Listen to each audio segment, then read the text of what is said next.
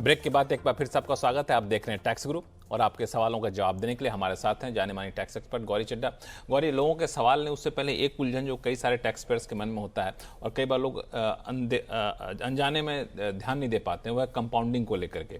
कोई एफडी से इंटरेस्ट मिल रहा होता है, किसी को म्यूचुअल फंड से मिल रहा होता है, और वो जो पैसा कई बार कंपाउंडिंग क्वार्टरली होता है, कई बार ईयरली होता है। तो इसका टैक्सेशन से क्या रिश्ता है? क्योंकि कई जगह मैं देखता हूँ टैक्सेशन बचाने का एक बेहतर तरीका माना जाता है।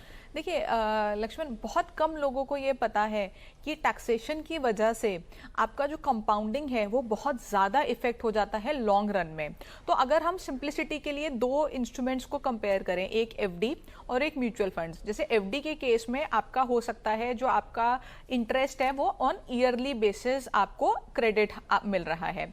तो अगर आपने 1 लाख रुपए की एफडी कराई है, उस पर आपको 8% अगर ब्याज मिला है, जो कि वैसे काफ़ी ज़्यादा है, बट अगर सीनियर सिटीजन की मैं बात करूँ 8% अगर हम ले लें तो उसमें आपको 8,000 का इंटरेस्ट मिला है। अब उस 8,000 पे आपने 30% हो सकता है टैक्स दे दिया, तो अब उसका जो बैलेंस है वो आप उसको इन्वेस्ट करेंगे।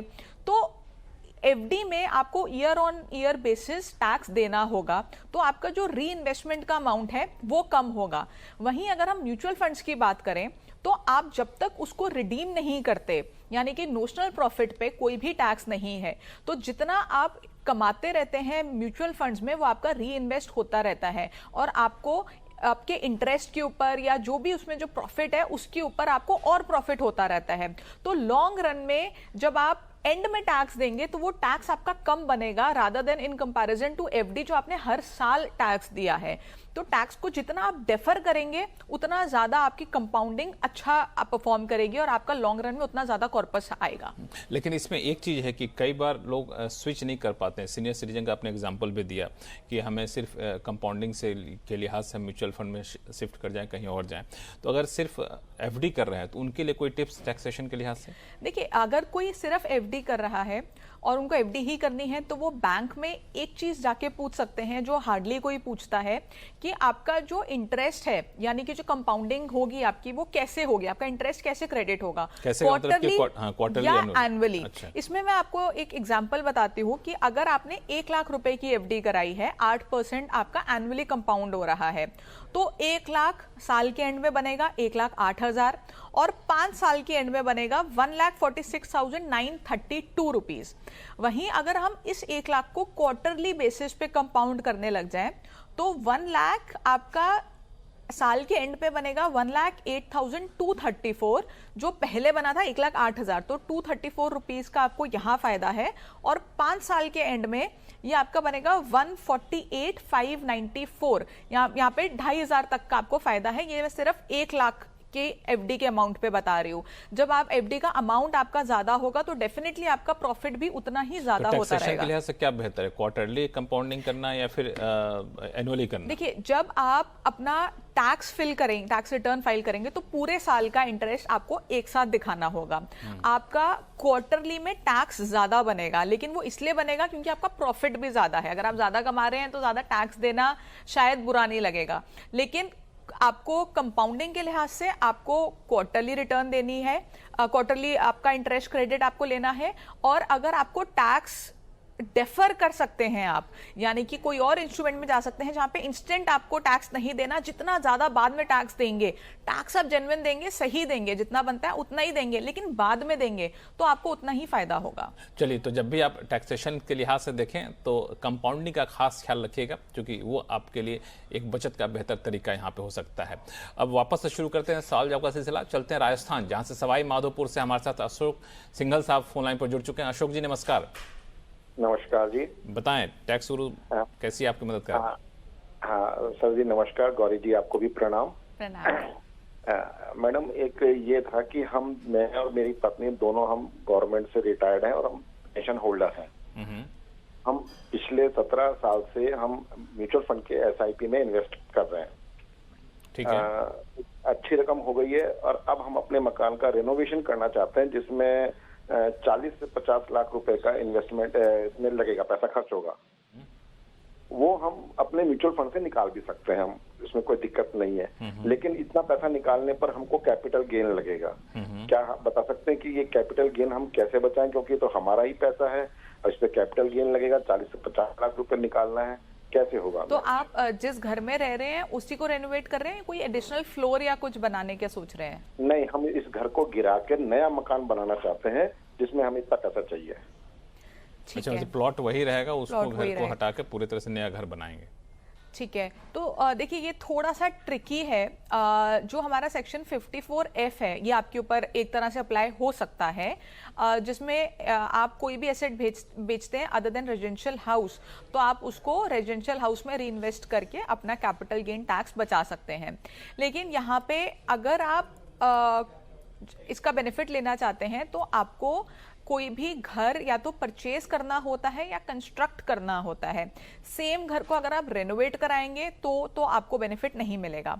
बट अगर आप एक फ्लोर एक्स्ट्रा बना रहे हैं, यानी कि आपने घर जैसे डिमोलिश कर दिया, पहले सिर्फ ग्राउंड फ्लोर था और फर्स्ट फ्लोर था, अब आप सेकंड और थर्ड भी बना रहे हैं, तो आप एडिशनल के लिए आप जो है उसका बेनिफिट क्लेम कर सकते हैं।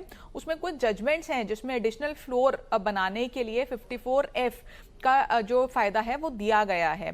सेक्शन को आप पढ़ेंगे तो क्लैरिटी नहीं है, लेकिन कुछ जजमेंट्स हैं जहां पे एसएससी को इनकम टैक्स ऑफिसर ने डिनाई कर दी जो बेनिफिट है एडिशनल फ्लोर की फॉर अंडर सेक्शन 54F, लेकिन कोर्ट ने अलाउ किया कि आपने एडिशनल एक फ्लोर बनाया है तो हम आपको 54F का फायदा देंगे। लेकिन यहाँ पे अगर वो अपने घर को तोड़ के डिमोलिश करके नया फ्लैट बना रहे हैं तो उसको एडिशनल फ्लोर माना जाएगा? एडिशनल होना चाहिए, यानी कि अभी अगर ग्राउंड और फर्स्ट है तो वो सेम बना रहे हैं तो आई डोंट थिंक सो उनको बेनिफिट मिलेगा, और ये लिटिगेशन का मैटर है बहुत ज्यादा। बट अगर आप सेकंड फ्लोर भी बना रहे हैं तो आपका वो एडिशनल फ्लोर का आपको बेनिफिट मिल सकता है।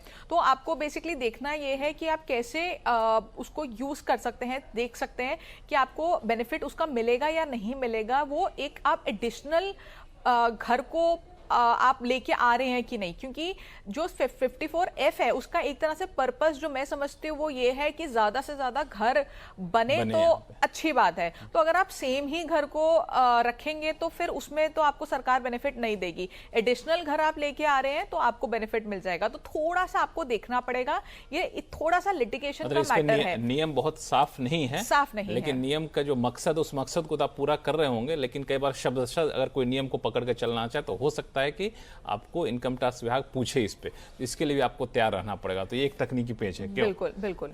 तो चलिए अशोक जी, मैं उम्मीद करता हूं कि कुछ हद तक उलझन दूर हुई होगी। अगर फिर भी उलझन बनी रहे तो आप हमसे संपर्क करिएगा। अब चलते हैं पुणे, जहां से पराग लेले साहब हमारे साथ फोन लाइन पर जुड़ चुके हैं। पराग साहब नमस्कार, बताएं क्या सवाल है? नमस्ते लक्ष्मण जी। नमस्ते मैडम। आपका प्रोग्राम बहुत अच्छा रहता है, मैं हर संडे देखने की कोशिश करता हूँ। मेरा सवाल यह है कि 80E से रिलेटेड है, which is for higher education. तो मैंने मेरे बेटे के लिए हायर एजुकेशन लोन लिया है अराउंड 50 लाख। सो उसका इंटरेस्ट का बेनिफिट मुझे मिल सकता है क्या if I am in the new regime of tax, या if it is not applicable तो मैं न्यू रिजिम से फिर से ओल्ड रिजिम में जाना पड़ेगा क्या? वो ठीक है, समझ गया। देखिए, सबसे पहले ये जो सेक्शन है आपका एजुकेशन लोन का, ये 80E सेक्शन है, जिसमें लिखा गया है कि आप जितना भी इंटरेस्ट पे करते हैं, अगर आपने किसी भी बैंक या फाइनेंशियल इंस्टीट्यूशन से अप्रूव्ड से लिया है आपने लोन, तो आप इसका जितना भी इंटरेस्ट पे कर रहे हैं वो सारा का सारा आप डिडक्शन के तौर पे क्लेम कर सकते हैं, लेकिन ओल्ड रिजीम में, क्योंकि न्यू रिजीम में कि सारी डिडक्शंस हटा दी गई हैं। अब क्योंकि इसमें कोई इंटरेस्ट की अपर लिमिट नहीं है कि आपको इतना ही क्लेम करना है, आप पूरा का पूरा इंटरेस्ट कर सकते हैं, तो आपको देखना पड़ेगा कि आपका इंटरेस्ट का अमाउंट बन कितना रहा है। अगर आपका इंटरेस्ट का अमाउंट बहुत ज्यादा है और आपको ओल्ड रिजीम में ज्यादा फायदा हो रहा है तो आप ओल्ड में जाइए। अगर आपका इंटरेस्ट का अमाउंट इतना नहीं है कि आप उसको ओल्ड रिजीम में क्लेम करने के बाद उसमें टैक्स बचा पा रहे हैं तो आप न्यू में रहिए और न्यू में जो है अपना टैक्स भरिए।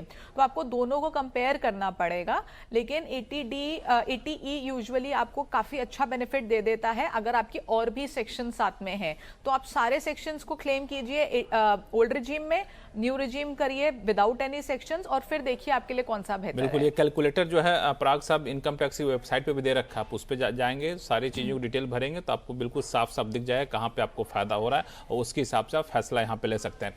फिलहाल वक्त है छोटे से ब्रेक का। ब्रेक के बाद जानेंगे जीएसटी से मिलने वाले इनपुट टैक्स क्रेडिट में हो रही है देरी, तो कैसे इससे बचें, बताएं छोटे से ब्रेक के बाद।